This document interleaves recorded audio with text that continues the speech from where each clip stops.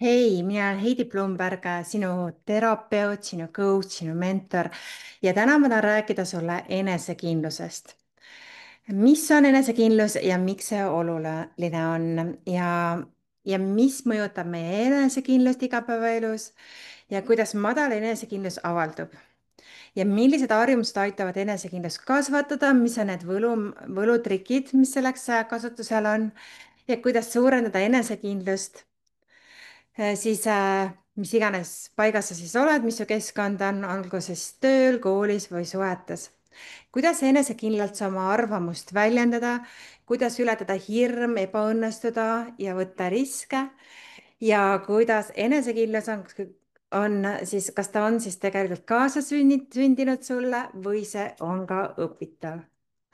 ja mina olen siis ka sellise toreda raamatu autor, intro versus ekstraversi sisemisest varjust välja, mine vaata Apollos Rahvaraamatus või telli mu koduleheküljelt heidiplumberg.ee raamat. ma loodan, et sa saad sellest videost siis rohkem teada minu kohta ja võib-olla soovid minuga töötada, broneerida endale online konsultatsiooni või tulla kohale Tartusse minu kabinetti. Enesekindlus on siis midagi, kui sa julged olla sina ise, sa oled täiesti kohal, sa oled õnnelik, sa oled rõõmus, sa oled tänulik, enesekindlus on kõik see asi, mis tegelikult kiirgab inimesest välja ja, ja kindlasti on see õpitav, eks, et see, kuidas see õpitav on, sellepärast et väga suur energia osa läheb siis selle enesekindluse tagasihoidmisele inimesele, jah. et need inimesed, kes on väga tagasihoidlikumad ja pigem nagu arad, neil läheb väga palju energiat läheb selle enesekindluse tagasihoidmise peale ja sellepärast nad võib-olla on väsinumad, neil võib isegi olla igasugused rauapuudus, ferratiinipuudus, neil võib olla magneesiumipuudus, D-vitamiini puudus. kõik need asjad näitavad, et nende keha on tegelikult stressis, häireseisundis. nii et kui eemaldada siis need päästikud seda, et enesekindlust tagasi hoida, siis inimene on oluliselt rõõmsam, ta saab ühendust oma elu missiooniga ja see mõjutab siis meie iga inimese enesekindlust väga suurel määral. ta suudab enda eest hoolitseda, enda ja teiste eest, ta oskab teha adekvaatseid mõistusega ratsionaalseid otsuseid ja jääda neile kindlaks, et see südame hääl või valu ei lähe suureks. ja,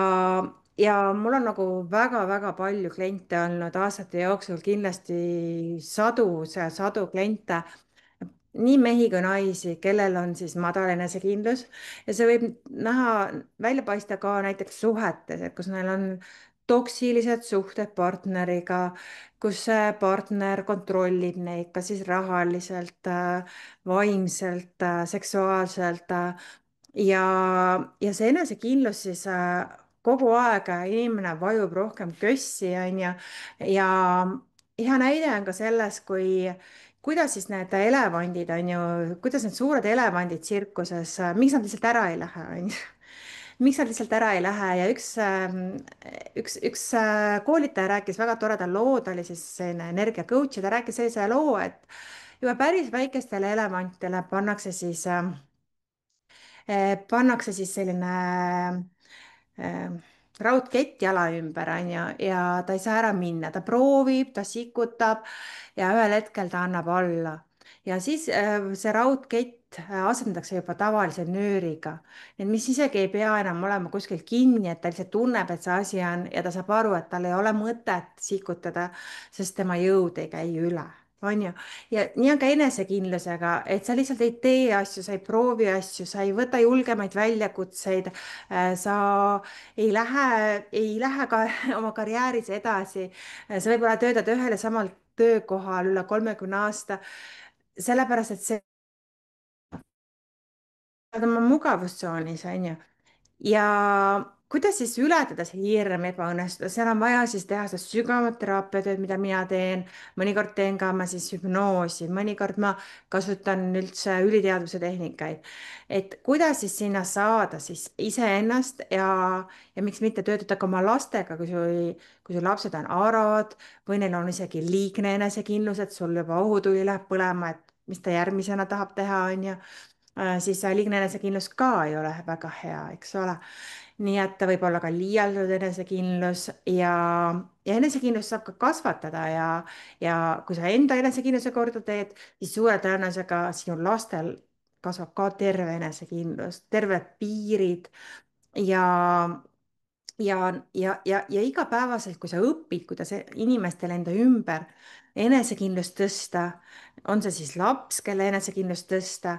või siis enda enesekindlust, oma partneri enesekindlust tõsta, et iga päev olla parim versioon iseendast, siis see on tegelikult energeetiline nihe, mis toimub siis juba sügavamatel koolitustel ja sessioonidel. ja ma loodan, et sa said siit kaasa võttu. ilusat päeva sulle!